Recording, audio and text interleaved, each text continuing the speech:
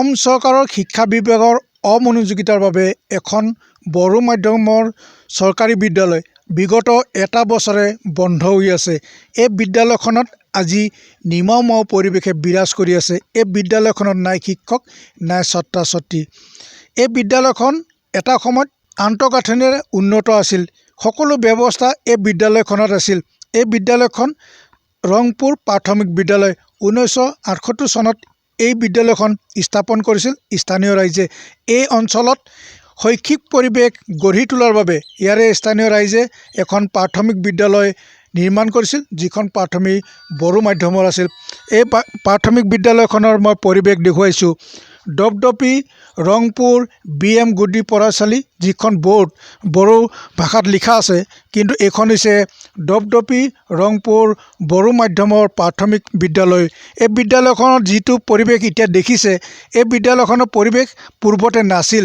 এই বিদ্যালয়খন পকীৰে আন্তঃগাঁথনি আছিল। এই বিদ্যালয়খন পূৰ্বত ইয়াতো নাছিল, কাৰণ এই বিদ্যালয়খন যিখন মানচিৰি নৈৰ গৰাখহনীয়াত বিলীন হৈ গ'ল। তাৰপিছত ইয়াৰে স্থানীয় ৰাইজে গাঁঠি ধন ভাঙি এইদৰে এই পঢ়াশালী স্কুলখন নিৰ্মাণ কৰি লৈছিল। কিন্তু বিগত এটা বছৰ এই বিদ্যালয়খনত শিক্ষক নথকাৰ বাবে আজি সম্পূৰ্ণভাৱে বন্ধ হৈ পৰিল। ইয়াৰে স্থানীয় ছাত্ৰ ছাত্ৰীসকল ইয়াৰ পৰা প্ৰায় 3 কিলোমিটাৰ নিলগত গৈ তেওঁলোকে অধ্যয়ন কৰিবলগীয়া হৈছে, যাৰ বাবে ইয়াৰে স্থানীয় ৰাইজে আজি দুখ প্ৰকাশ কৰিছে। যিখন প্ৰাথমিক বিদ্যালয় এই অঞ্চলত গঢ় লৈ উঠিছিল, সেইখন প্ৰাথমিক বড়ো মাধ্যমৰ বিদ্যালয় প্ৰথম চৰকাৰীকৰণ হৈছিল এই অঞ্চলত।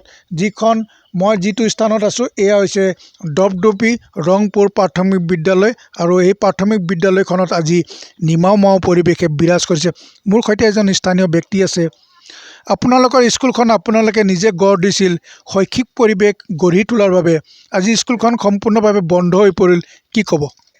আমাৰ এই দপদপি ৰংপুৰ প্ৰাথমিক বিদ্যালয়খন আমি 1978 চনৰ পৰা স্থাপন কৰা হৈছিল, যদিও হৈ আহি আছিলে। বৰ্তমান এতিয়া এই গৰাখহনীয়াৰ পৰা আৰু শিক্ষক নোহোৱাৰ পৰা আমাৰ স্কুলখন এক বছৰলৈকে বন্ধ হ'বলগীয়া হ'ল। আমি চৰকাৰৰ ওচৰত গোচৰ দিছিল, যদিও চৰকাৰে আমাক মনোযোগ দিয়া নাই। সেইটোৱে আৰু ক'বলগীয়া। আৰু এজন স্থানীয় ব্যক্তি আছে। দাদা, এখন বিদ্যালয় বন্ধ হৈ গ'ল, কি ক'ব? এইটোতো কি ক'ম আৰু, এতিয়া এক বছৰে হৈ গ'ল। যোনটো নেকি মানে মাষ্টৰ আছিলে, এয়া মানে ঢুকাই কিনে তাৰ জেগাত মানে নতুনকৈ মাষ্টৰ দিয়া নাই, মানে ৰিপ্লেচ পোৱা নাই। আৰু আমি বিয়লৈও গৈছিলোঁ, অনেক আমি এপ্লিকেশ্যনো দিছিলোঁ, কিন্তু এইটো মানে কাম নহ'লে, ছাকচেছ নহ'লে। এনেকৈ মাষ্টৰ নোহোৱাৰ কাৰণে মানে আমি ল'ৰা ছোৱালীবিলাকক বেলেগ স্কুলত দিব লগা হ'ল, আৰু প্ৰাইভেটবিলাকত। অসুবিধা হৈছে। এতিয়াতো বহুত অসুবিধা। আমাৰ গাঁৱৰ ৰাইজে যিমান অসুবিধা পাইছে, মানে আমি দুখ লগা কথা আৰু, মানে দূৰত যাবলগীয়া হয়। নদী ডাঙৰ হয়, পাৰ হ'ব নোৱাৰে, ঘূৰি যাব লাগে। 5 কিলোমিটাৰমান হয় ইয়াৰ পৰা, মানে এনেকুৱা হৈ আছে কাহিনী। এতিয়া ৰাইজে বহুত কষ্ট পাই আছে, আৰু এইখিনি হয়, স্থানীয় ৰাইজে কৈছে দপদপি ৰংপুৰ যিখন প্ৰাথমিক বিদ্যালয়, যিখন স্থানত আছিল, এই নৈখন যিখন মানচিৰি নৈ, এই মানচিৰি নৈখনত গৰাখহনীয়া প্ৰতিৰোধ কৰি এই বিদ্যালয়খন ৰক্ষা কৰিবলৈ তেওঁলোকে ৰাজ্য চৰকাৰক বাৰম্বাৰ দাবী জনাই আহিছিল, যদিও তেওঁলোকে এই ক্ষেত্ৰত কাণ খাৰ নিদিয়াৰ অভিযোগ তুলিছে, যাৰ বাবে আজি এই স্কুলখন, যিখন স্কুল আজি নৈৰ বুকুত সম্পূৰ্ণভাৱে বিলীন হৈ গ'ল।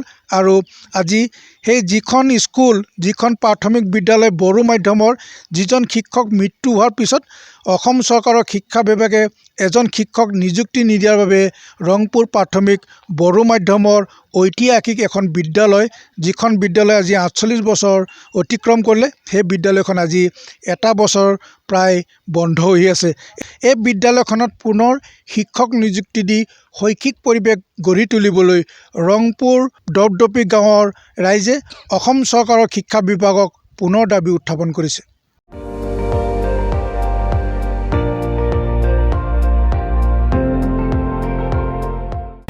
আপুনি চাই আছে ND24, সৰ্বশ্ৰেষ্ঠ নহয়, সৰ্বোত্তমৰ দৌৰ।